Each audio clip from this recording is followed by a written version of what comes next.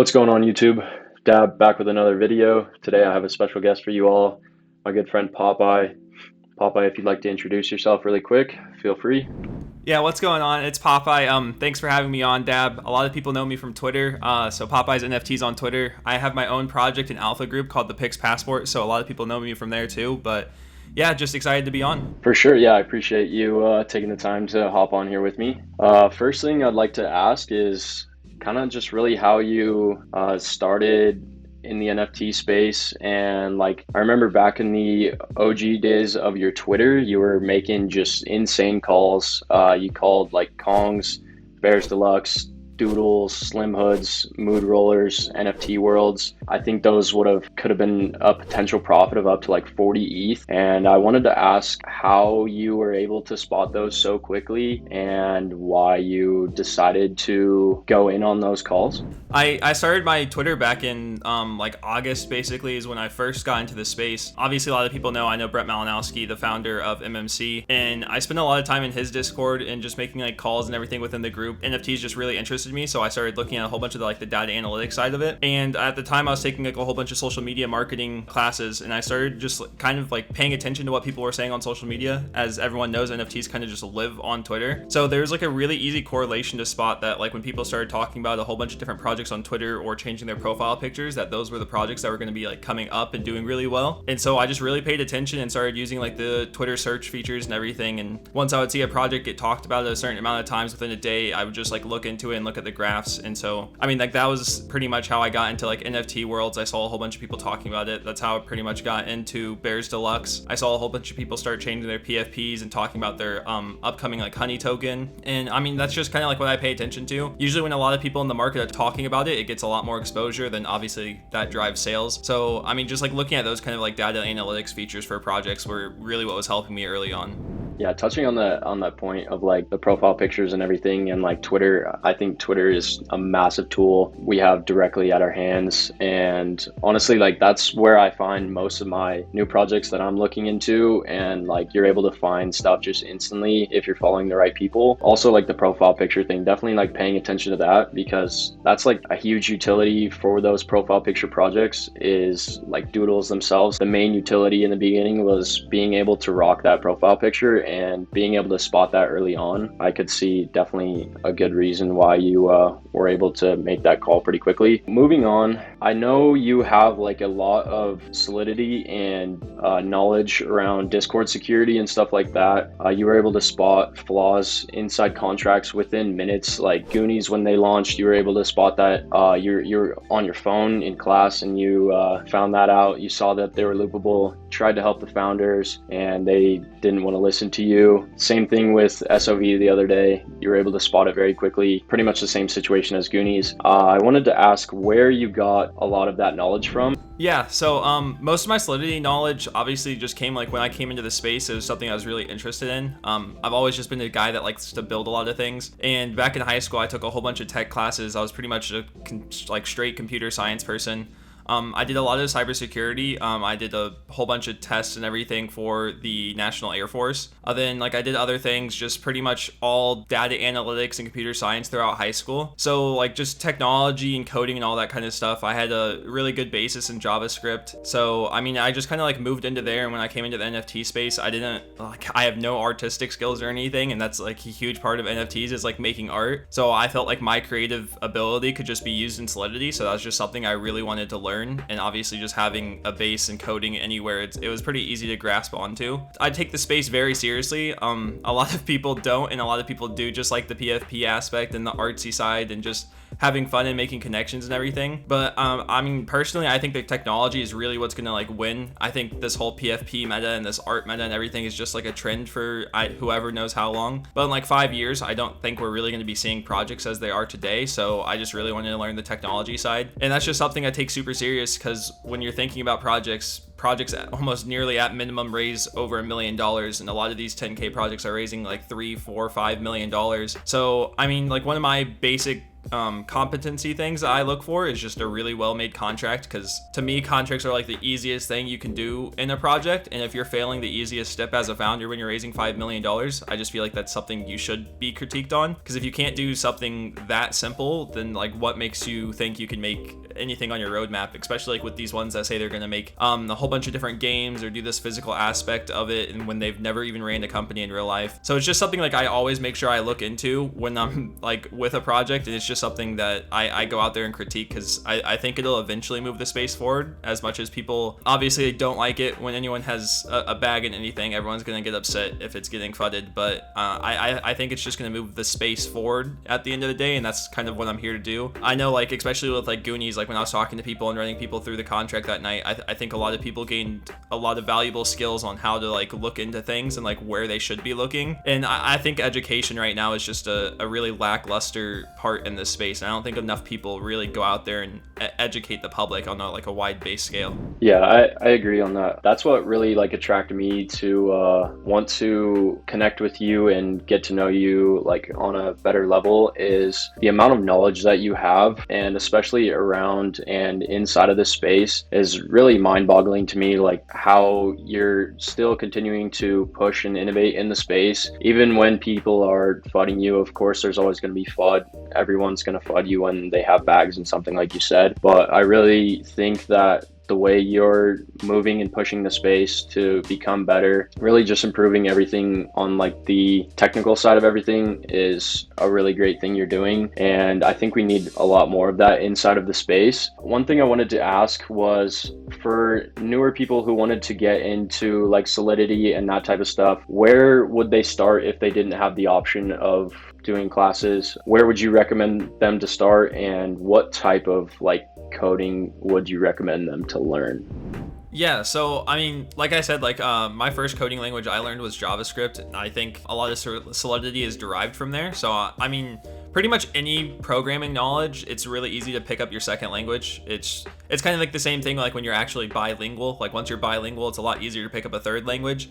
So it kind of transforms the same way into programming. I can't really say exactly which one would be the best. Personally, I think JavaScript was just a really easy one to learn at a young age, so it helped me a lot. When I was getting into Solidity, the first person I started watching was actually a YouTuber called Hashlips. So I never actually obviously took any Solidity classes or anything, but online there's tons of knowledge, whether it's on like just random subreddits or forums online. There's a whole bunch of good YouTubers that like honestly do really in-depth Solidity vids. Like I know Hashlips has multiple 2+ hour videos, and a lot of people obviously like are gonna think that's daunting and everything, but it runs you through entire processes, and it doesn't just tell you what you're doing, but it tells you like how and why it works a certain way.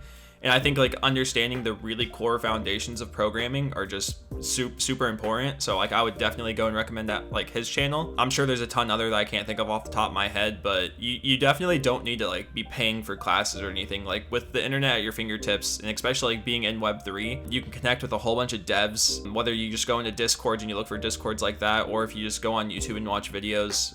Even on Twitter, like I've met a whole bunch of really cool devs that are way more knowledgeable than I am in Solidity and have way more time at their hands. But it's definitely not something that's impossible to learn, even if you don't know a language. I probably wouldn't recommend Solidity straight off the bat. Like you said, like I'd be looking for something like a JavaScript or just like a basic C# or anything that you can get into.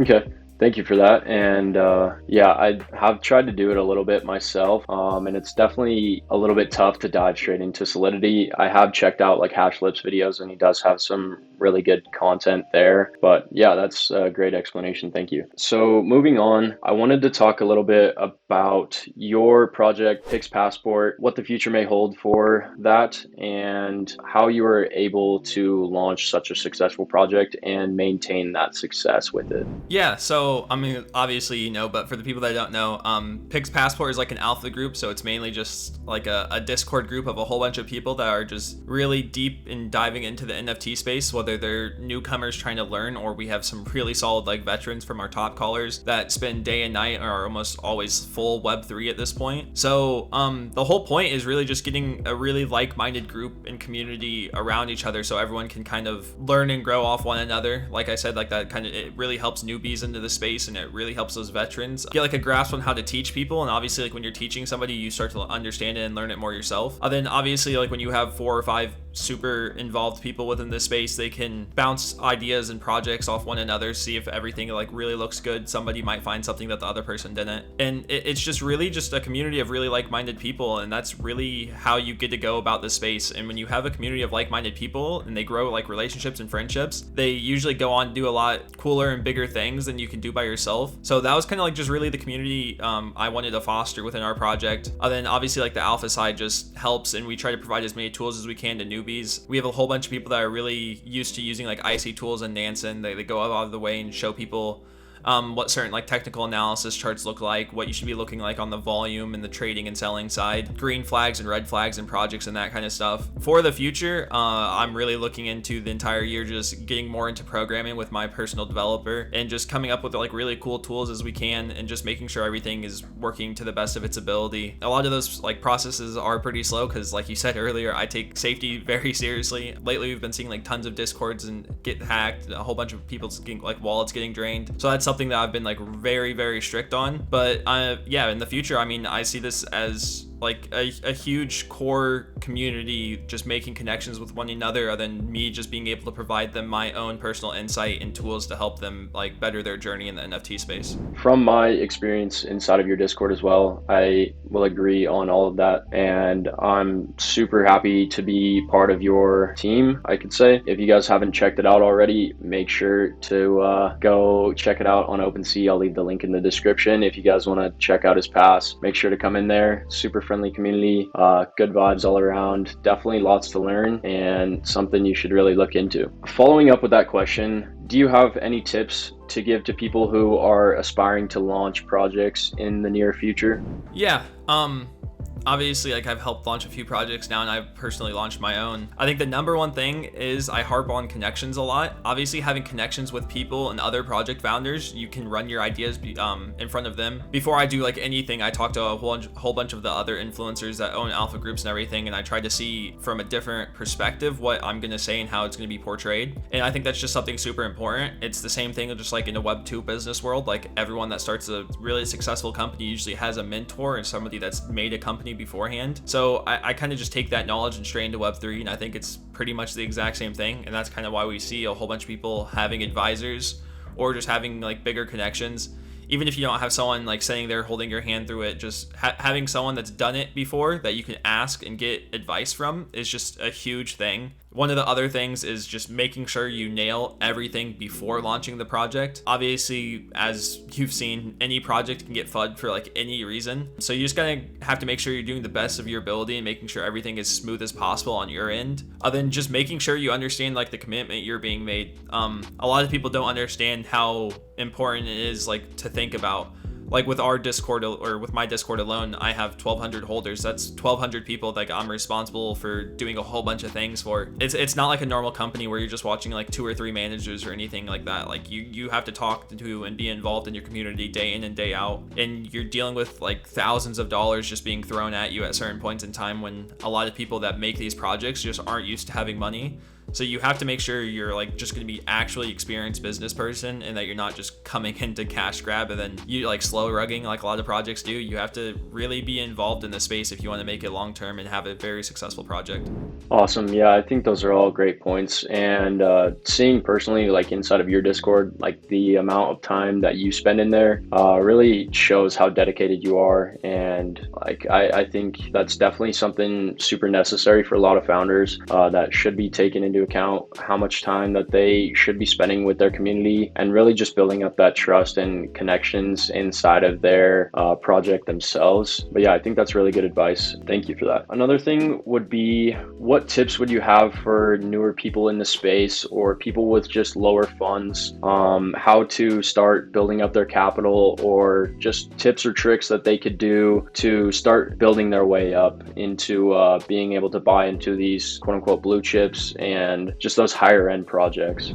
Yeah, so for new people in this space, I think there's tons of good videos out there on like who you should be following on Twitter. Obviously, like when you hear something being talked about like highly and like a whole bunch of people respect them, they're usually a good person to follow on Twitter. NFTs live in Twitter and Discord. You cannot have like either you can't be in NFTs and not have Twitter and Discord. Like you have to be looking into the communities, into their Discord, and you have to be following certain people on Twitter to get like the most up-to-date information, and then just being able to like gauge projects and like how successful they are. Almost every single project starts with a Twitter page at this point, so it's kind of like a necessity on that end. For people starting with like low capital, obviously like one of my things I would usually say try to get into an alpha group, but if you have like really limited funds, the easiest way is just getting into a Discord and just grinding out a whitelist and just getting involved into a really good community. Like I said, like I'm pretty much here because MMC, that was like the first place I jumped into. I guess I wouldn't say grinding a Discord, like I wasn't grinding that Discord to get a whitelist. I was literally in there making like genuine connections and talking to people, and that kind of like led me to where I am today. So just finding a good upcoming project that you can jump into and you can find like-minded people and make connections with, because those people and their connections are going to help you in ways that you probably can't even think of when you're starting to talk to them. Then obviously like with whitelist spots are pretty much guaranteed profit if you use them the correct way, and making sure you know how to watch secondary sales and like flip for an actual profit.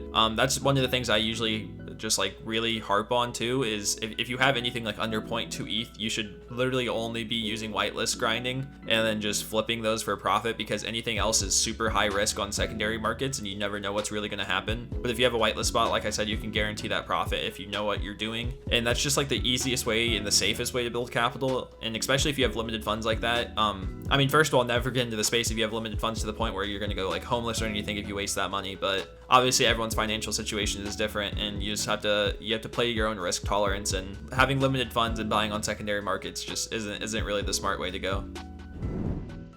For sure, yeah. I think a lot of people go and buy into those, are on secondary market, and a lot of the times they'll get burnt, and then they're like, oh shoot, like now I'm super low on funds, I can't even afford this whitelist now, what do I do here? But yeah, I think like you said, just focusing on whitelist flipping, that's pretty much how I started to build up a lot of my capital, is just really focusing on getting all those whitelists. No matter how you're getting them, you can get them from inside alpha groups, you can get them from grinding the Discord, raffles, all types of stuff. But yeah, just mainly trying to farm as many whitelists as possible, and then just knowing when to buy in or when to just pass on that is definitely another huge thing. And one thing I wanted to ask is, how do you know when to flip or when to hold a new project? Yeah, so at this point, like with like the funds I've gotten from like whitelist flipping and everything, I really only get into projects that I have really strong conviction in. So like my number one holds are like anybody with a personal background. One of the people I've harped on in the past few weeks a lot is Llama, and we were just talking about this before recording. But Llama has an insane background, insane following. The dude's has a proven track record for multiple months. So like getting into like a project like Llamaverse is like just a really easy conviction play. His platform is a lot more valuable than doing anything dumb with his project, so obviously he's going to try his hardest to make his project successful, and I think pretty much anyone in that scenario is just a really good bet. We've seen this with a whole bunch of other alpha passes between like Kosher and Champ and just a whole bunch of array of people. So anyone with like a proven track record obviously gives you easy conviction. One of the other people I was just talking about is Gangster All-Stars, new project coming up, and their dev team has an insane track record. So although they don't have like a massive following or anything, the devs are very well experienced, have very high track records in the space, and like that's just like another easy conviction play. So I mean, I really just look for history, because when people are successful, they usually tend to be successful in their next projects and endeavors. So that's just like my big thing. One of my really strong conviction plays, like we were talking about earlier too, was Doodles. What usually just like when you see things popping up a lot, it's pretty much the same thing with Bored Apes. Everyone that has a Bored Ape uses it as their persona online, and they get this like emotional attachment to it. So when you see like people start doing that with a PFP project to the level that Doodles and Bored Apes have done it, that's just a really easy conviction play, because it's just people are going to hold those, and making sure you know and understanding like the thought process of like why people would rather hold than sell is like a really big thing. When I'm flipping, the main things I look for are like listings versus sales. So I sit there on the activity page on OpenSea. So if I see 5 sales to like 2 listings, I'm gonna start listing and undercutting to get out of the project as fast as possible. But those days are pretty much behind me at this point, and I just really look for people with proven track records, because especially during the bear markets like we're in right now, I'd rather hold a project for like 2 or 3 months, knowing that that project founder and that team are going to be working day in and day out to make sure it's a successful project. For sure. Yeah. I think that's great advice. And obviously, your situation is a little bit different than a lot of the newer people inside of the space or coming into the space. But yeah, I think all those points that you touched on are very good points. And yeah, just making sure that the teams are capable of being able to build is definitely a huge point on if you're going to be holding or not. And yeah, I mean, a lot of the times, what I've seen so far is like, if you really have conviction in a project, you can, and you have whitelist for it, but you'd like to take those profits, you can mint that and then sell it pre-reveal and then just get in for a lower entry right on that reveal dip. And then you can hold it from there on out with a cheaper entry and go from there. But yeah, I think that's really good points that you touched on. Do you use any tools to track volume, and what would be your favorite? Yeah, so I mean, I think the most widely used one is Icy Tools in this space. I think like it doesn't have the best UI or anything, and obviously it's not some of those paid insane tools like Dancer or anything, but Icy Tools I think hit it like the nail on the head with a $70 price point, pretty much for all the users. I think it's a really easy price to like just digest, especially in this space with when you're talking about hundreds and thousands of dollars on different JPEGs. But Icy Tools is really great. You can see volume coming out for new projects, all the way down to the minute trackers. You can really see the different price points that they're selling at. You can watch people's wallets to see if they're like considered a whale or a top buyer in a project. You can see like when people are buying and selling like the dips, and it's just a really easy and digestible UI to like watch and look over. So I mean, I highly recommend Icy, just because it's like a really cheap price point, and I think literally one flip from an Icy Tools trade makes up for the entire month of paying for it. So I think that's a really undervalued tool at this point.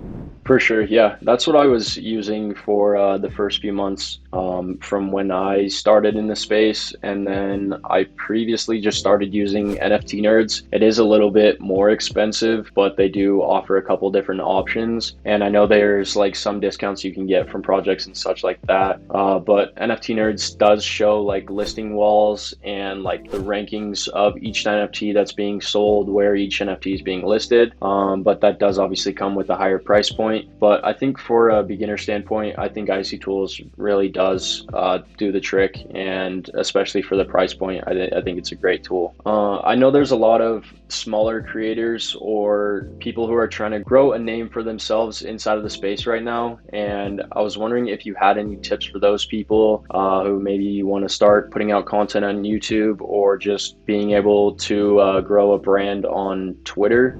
Yeah, so I mean, I could talk on YouTube first. YouTube, my number one thing is probably consistency.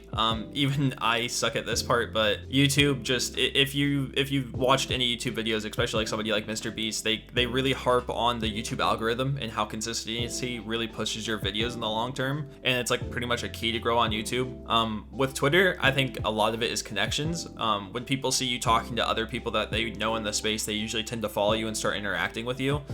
Just being super engaged with your audience on Twitter is probably like the number one thing. Like when I was starting out, I was making sure I kept notifications on until I had 10K followers. I was replying to every single person that replied to me. I was answering every single DM that I could, and like I said, those are the people that pretty much ended up in my alpha group, because I made those long-term connections with them. And I know those are people that have turned in just from like followers to actual like friendships and everything, and people I talk to on the daily. And I think that's pretty much how you grow a following, is just building a genuine, true community between your connections. And obviously at one point it gets out of hand and you can't really interact and engage with everybody, and that's kind of like when you start building more of a brand than a community. But I think starting off anything like that, just you have to be super engaged with your community and making sure you're actually building genuine connections, because I mean, if you're at 1,000 followers and someone's replying to you and you're just ignoring them, it just doesn't look good. And like, why would they keep replying to you and engaging with you if you're not going to engage back with them? Agreed. That's definitely a huge part is just like that feedback. I go through all of my YouTube comments. I try and reply to those or I check them pretty much daily, and I'll try and reply to those as soon as I see them. Same thing with like my Twitter notifications and stuff like that. I try and get back to everyone if it's like a something I can respond to. But yeah, I think really just engaging and keeping like a good community based around yourself is definitely huge. And yeah, everything you talked on is really great tips. What do you feel the future of NFTs hold for just any upcoming projects, or where maybe the meta might shift, or how we will see changes inside of the space, just all around like the general future of NFTs? Yeah, so I mean, I think in the short term, NFTs, we're gonna keep seeing these different like art projects, and like obviously that's kind of like where everything is. And when we talk about these metas, it's just pretty much different art styles. Like right now, we're going through like a little bit of a bear market, but right before this, it was like thick line art. Before that, it was anime art. Before that, it was pixel art. I think we see a whole bunch of buzzwords come in and out with this art, but the art's like the driving factor. We saw like a really nice animation, like walking, like meta come about. I think in the short term, we're probably gonna keep seeing these different kind of like art styles and metas and these PFP projects. But in like the longer term viewpoint, like I said earlier, like I really don't think we'll have art projects coming out in 5 years. I think NFT technology will still be used, and I think it's insane. Like showing and being able to prove digital ownership of an item is crucial when you're talking about the amount of technology coming out and how digital the world is becoming. But I really don't think we'll see these projects being founded by random anon teams and raising millions of dollars. I think this is just like phase one of getting NFTs into this space. And I mean, hopefully like where I want to see it going is gaming, because obviously like pretty much everyone in our age group grew up with gaming, and seeing those kind of things like CSGO skins being turned into NFTs so you can prove ownership and trade them between one another just seems like a really cool concept to me. I think we'll start seeing businesses use them a lot more. I was talking to a few people yesterday about like just like shoes reselling and having like a proof of purchase, like pretty much using an NFT as a receipt for certain items that you buy online seems like a really cool idea. And I mean, I think it's almost impossible to predict where things are going in like 5 to 10 years, but I mean, there's a lot of different use cases. One of the things I've really been looking to that's like almost completely off topic from NFTs is actually Estonia. So Estonia is like a country that's like fully digital, and all of their like passports and IDs and everything are on like microchips, and they're pretty much stored in like one centralized place. And I think like an NFT use case in there would seem like a really cool idea. But I mean, I think we eventually do get away from these projects and this whole Discord meta and Twitter meta of growing and showing art. But for the time being, I think we just see these metas come and go in the different art styles for every like 2 or 3 months, like how we have been for pretty much the past 6 months. For surely, yeah. That's pretty wild that the Estonia is all like have all their stuff on like microchips and stuff like that. I never really heard of that, but that's really interesting. And yeah, I think the like the gaming NFTs are really starting to pop off, especially during this bull market, like with gas fees being super low. We're seeing those really rip right now. Do you think during the bull market they will continue to hold up, or do you think they'll have like a little bit of a slower market for themselves and kind of like slow down? Or do you think they'll continue at the pace that they are, or kind of just die off a little bit? Yeah, so I mean, like during the bear market, everyone kind of talks about these P2E games just because like I feel like everyone's quote unquote bored in a way. There's no like big projects dropping or anything, so this is just like a pretty much a pastime for them, and it's still like a way to do and earn money. So it's a really cool concept that like usually thrives in bear markets. And I think as the space continues to evolve, obviously we'll see a lot more of these utility factors, because these are the people that aren't just making like art and like little cute pictures and just trying to raise all this different money, but they're actually using their skills in Solidity or in different like web-based programming languages and everything to create these really cool games and these tokenomics behind games. And I think they're really cool concepts. Where I really want to see it is like actually going into legitimate like AAA level games, and not just like these games that we call the play to earns, because they're more game theory games than like actual video games in that sense. I think during bull markets people kind of like leave them out in the back of their minds, because during bull markets you have another project dropping every single day. Like back in January there was at least one big project every single day for like 30 days it felt like. So like why would someone be paying attention to something like a weird little staking project and doing all this game theory when you can just focus on getting a whitelist for a project and flipping it for 10x. So I think that's kind of like why we see them die during the bull market, is because there's so much going on and there's so much other things to be paying attention to. I think they're going to be here to stay at some point once we start seeing really cool utilities come out of them and them becoming more than just like these little staking and game theory games. But I think we're still a little bit ways off of that. I agree on that, and I think that like seeing like innovation in the gaming itself will be super cool to see, because right now it's mainly just like staking and then unstaking and just like earning tokens and stuff like that, and then you can do certain things with those tokens depending on like the project. But yeah, I think if we can get like those AAA games like you were saying, and people can really start to prove that they can build these insane games all on the blockchain, I think that will definitely be a good change for the space. Definitely in the future, I think gaming will be here to stay, like you said. The last question that I have for you is, do you have any good projects that you're looking into right now that you'd like to share with anybody? Obviously we're kind of like in a bear market situation, so there hasn't been like too much popping up. One of the ones I talked about earlier is Gangster All Stars. They have an insane dev team, really big track records. Highly recommend like checking them out and everything. I think the basic one everyone's pretty much watching right now is Imaginary Ones. I think that's the biggest pretty much art one coming out. A lot of people have been starting to watch Possessed. So Possessed is like a really cool concept of this animation where traits kind of have two different styles, and your trait animates into another different trait during the little GIF feature that they have. So I think those are really cool like concepts coming out. I think as we see this art trend like keep going on, we're gonna have to see more people become more creative. So I think something like that and having dual variety traits is just a really cool concept. So those are pretty much like the only ones I'm watching right now. There's a few P2E games that I can't think of off the top of my head. If you're looking at like Magic stuff, like Battlefly and Seed of Life are really cool. I think, yeah, those are probably like my top 5 I'd be looking at right now.